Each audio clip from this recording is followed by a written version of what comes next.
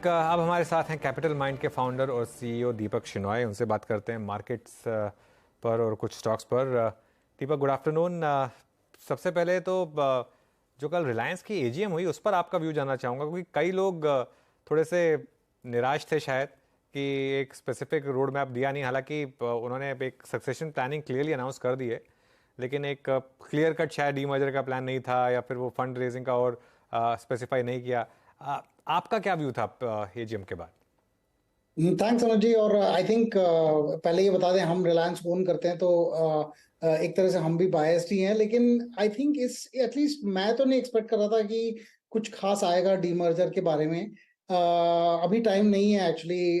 उनको actually segregate करना पड़ेगा कि कौन रिस्पॉन्सिबल होगा किस बिजनेस के लिए। आई थिंक रिलायंस रिटेल में काफी क्लियर है, और बाकी में भी आई थिंक क्लैरिटी आने आने लगी है, बट अभी आई थिंक और थोड़ा टाइम है। आई वॉज थिंकिंग 2-3 इयर्स और रहेंगे इसके डीमर्जर के लिए। अभी जियो फाइनेंशियल्स का डीमर्जर हुआ है, और आई थिंक अगर और डीमर्जर होगा तो I think it will only be next year और next next year.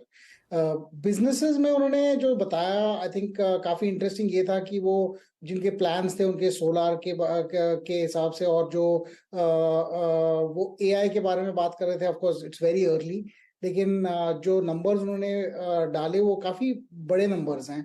2 gigawatts just for for AI level processing. और उन्होंने जो और जो नंबर्स बताया है उन्होंने, जो जैसे रिलायंस रिटेल के बारे में, या फिर उन्होंने जो जियो फाइनेंशियल्स के बारे में बोला कि इंश्योरेंस बिजनेस में स्टार्ट करेंगे। आई थिंक ये जो अनाउंसमेंट थी वो छोटी सी थी एक्चुअली। बिजनेस अभी आया नहीं है, ना कुछ एआई का आया है, ना या फिर जियो फाइनेंशियल्स में भी कुछ अभी स्टार्ट नहीं हुआ है। तो जब स्टार्ट होगा तभी पता चलेगा कि किस तरह के बिजनेसेस, किस तरह का स्कोप है, स्केल है।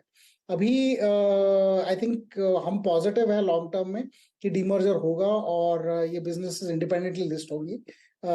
लेकिन आई थिंक इस साल में आई थिंक एजीएम में कुछ ज्यादा उसके बारे में नहीं बताया। The other business plans are more interesting. दूसरे बिजनेस